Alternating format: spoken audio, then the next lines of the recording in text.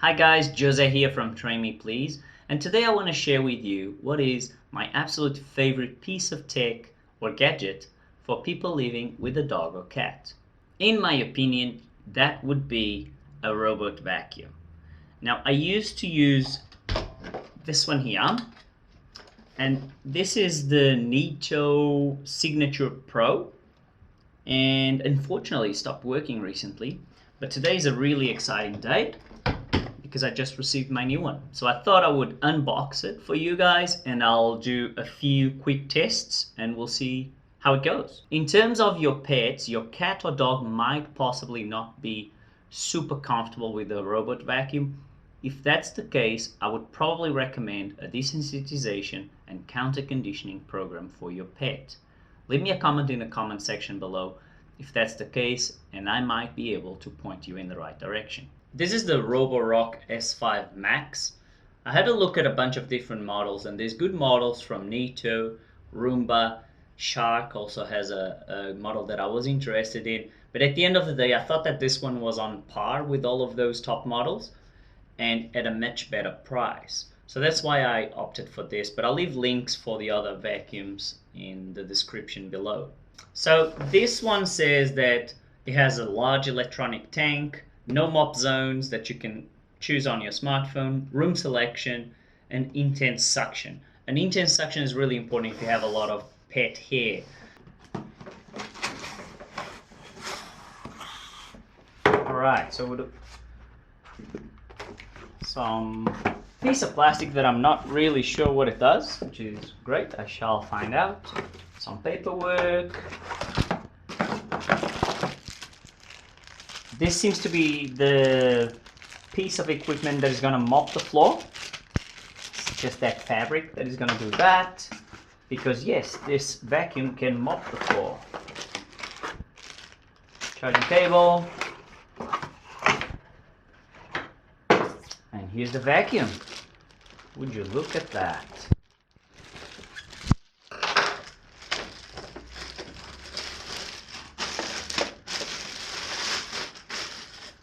Alright, so one of the interesting features of this one is that it has this water tank here, which is what's going to allow the vacuum to mop the floor. And it's probably the most advanced vacuum at the moment that can do a pretty decent job at both vacuuming and mopping the floor. What else do we have here? Docking station. And that's probably it, is it? I believe so. That's it. Awesome. So let me just show you how you can actually access the dustbin. So it lives in here. Nice and easy access. There's even a neat little brush there. Amazing. Power button. This is probably the area where it uses some navigation features to let it know where it is and where it should go. Super quick look at the underneath section here. So this is obviously the main brush and the main suction area here. We have that rotating wheel there. The main wheels, they obviously need to be able to climb on things. And then this section here at the back is the water container. Really interesting for me that it only has one of those side brushes. I thought it would have two for some reason. I've only owned D-shaped vacuums before. This is round, so I thought in round the default would be to have two brushes, but apparently you can do a pretty good job with just the one. Okay, I thought I should quickly run through the specs of this specific model. So it can do mapping, it can recharge and resume on its own. It automatically docks to the docking station. It only has one side brush, and it can take voice prompts.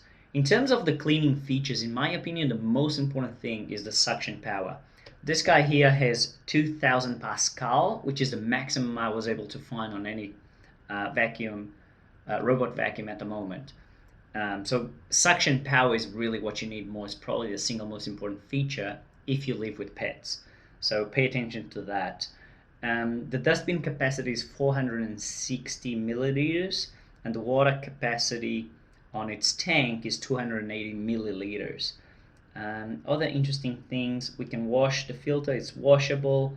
The battery capacity is 5,200 milliamperes, and it can run for 150 minutes, and then it takes 240 minutes to charge. It's able to schedule the cleaning days and times. It connects with a smartphone. You can use Amazon Alexa and Google Voice Assistant, and to get it going and start cleaning. The app has a lot of features. You can do live tracking, you can do exclusion zones, you can tell it that some zones are for both vacuuming and mopping and other zones are just for one or the other. So lots of interesting little features with this guy here. I currently have the house in a pretty unclean state, kind of on purpose, because I was tracking when the vacuum was going to arrive. I wanted to give it a really good test, so that's what I am about to do now. So I just connected it to my Wi-Fi. Interestingly, it couldn't connect to my faster Wi-Fi. I had to connect to my slower Wi-Fi. It says that the device is connecting to the network. Use now. Okay, let's send it out and see what happens here. Starting to clean.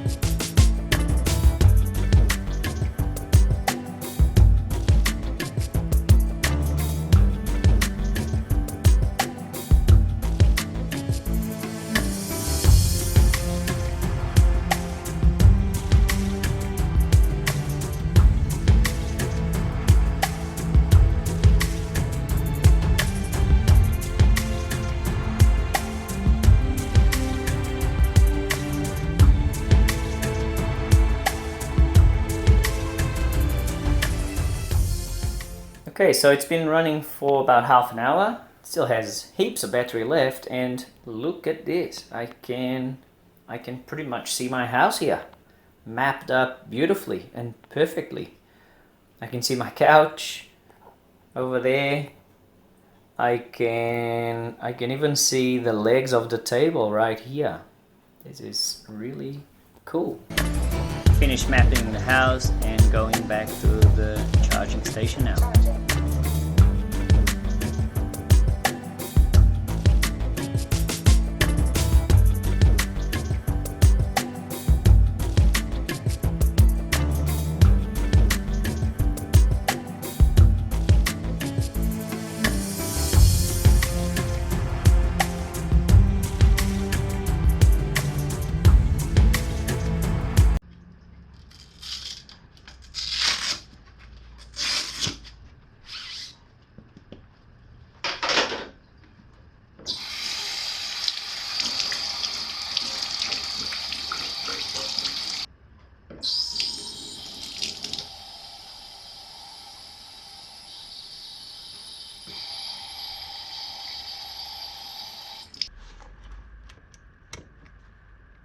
Mop mode ready.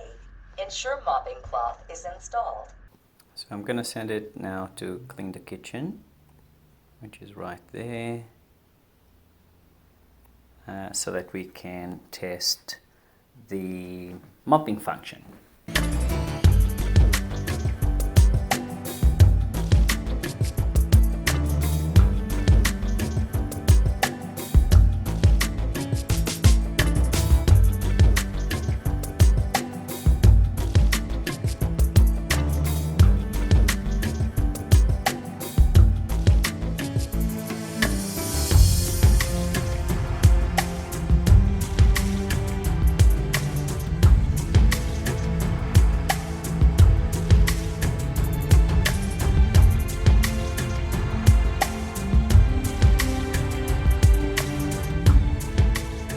It looks like it's done, and as you can see here on the phone, We can see exactly everywhere it went, which was pretty much all the available areas that didn't have any obstacles. The navigation looked pretty alright, looked pretty efficient. So yeah, pretty good test in my opinion. One thing I would definitely recommend doing early on is to update the firmware within the app. As soon as you do that, you're gonna unlock a bunch of new features and options for the mapping and cleaning capabilities of the Roborock S5 Max. Now I can tell the vacuum to only go to a specific section, like that one or like this one or both, and I can tell it which ones to vacuum and which ones to both vacuum and mop, and I can set the different settings that I want it to use in each different room. Now a really neat little thing here as well is, you see these two red lines here? I put them there just to give you an example of how you can adapt this to where your pets might be. So right now I have Ned sleeping in here in the cat tree, so I put that line there so that the vacuum doesn't go there and bother him. And Poppy is sleeping in the sun here in the red bedroom, so I don't want the vacuum to go there and disturb her while she's having a good time catching some sun in the early morning. Something interesting is that my cats seem to love to lie down and roll around on the carpet shortly after the vacuum cleans it.